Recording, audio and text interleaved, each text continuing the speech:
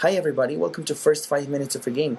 This is a place where I will try and discuss the key elements that designers and developers use in very iconic games so they could engage the players and make them want to go through the whole thing. Today I'm going to start with Megaman X. Megaman X was created back in the age when Capcom still loved the Mega Man, so it is pretty much one of the best examples of good platforming. It also has a pretty interesting starting stage, so I guess it is a pretty good choice to begin with. Right at the start, you can see that your abilities are jumping, walking, and shooting. If you were a fan of Mega Man, you knew that these were the abilities that you pretty much expected him to have, at least at the early stages. There is a wall cleverly positioned to the left, so the logical choice is to walk right past some of these background cars. They are not there just because. They actually constitute the very first trap of the game. The developers put them there so you get used to objects moving towards you. And then the first enemy has the same movement, so you don't expect it to hit you until it's too late. The second enemy is this big guy. Its design points towards the fact that it will take more effort from your part to take him down, and it also has more than one attack pattern, so it could keep you entertained for a while. Something important to notice in the first part is that the jumps they require you to do are very narrow, even the gaps created by the new spiky bad guys. Next, I want you to check out on a very cool detail. Whenever you grab a health power-up, especially one of the big ones, you can see that the whole screen pauses and everything around you stops until you get your health replenished. This helps to strengthen the feeling of relief on Mega Man by giving you, the player, also a nice little chance to catch your breath.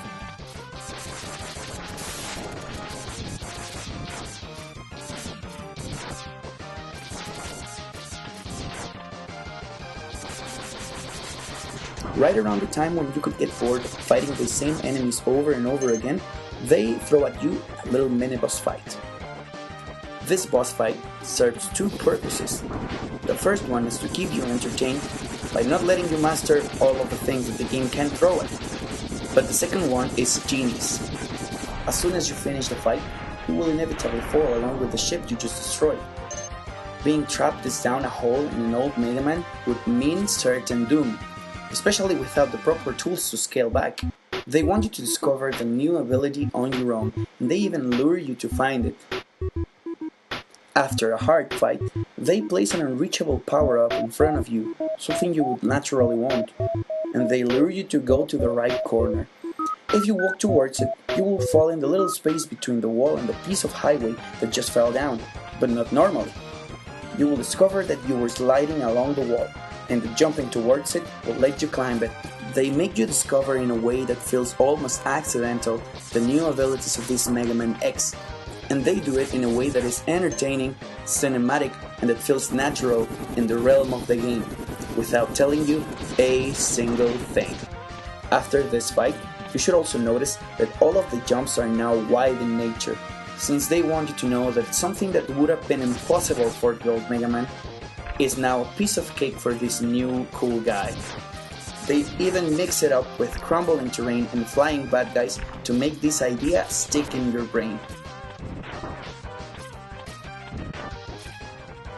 The next enemies you find are just designers being mean to you. I believe that these are the first Mega Man enemies that actually laugh at you when they get you, and they move away from you quickly so you cannot execute your revenge on them, making it all the more painful. After some more jumps and baddies thrown at you, you find the last kind of enemy, the guys in the cars. I haven't found the design purpose of these guys, but you can probably find it and tell me in the comment section. After you fight some of these guys, you will find yourself in the last part of the stage. This is closed nicely by the appearance of an ominous ship, which throws some more of the car guys at you. The invasion of the maniac robot drivers serves also two purposes. The first one is to wear you down. The second one is to prepare you mentally for the boss battle. I mean, if you couldn't tell by the presence of the giant ship. When you see the guy that drops down from the ship, you know that things just got real. This boss fight, unlike many others, it's not just a challenge to your abilities. In fact, you cannot beat the guy, and all you see is that your shots are barely doing anything to him. He's way faster than you and seems stronger too.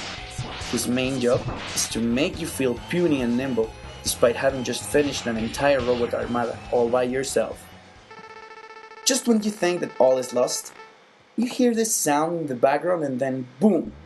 This really awesome guy shows up and with a single shot sends an arm of your powerful foe flying off.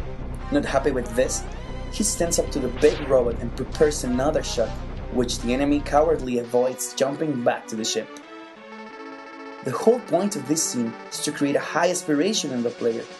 Zero, the name of the cool guy, even tells you that you may one day become as strong as he is, and you just saw what he did to the guy that was just thrashing you effortlessly.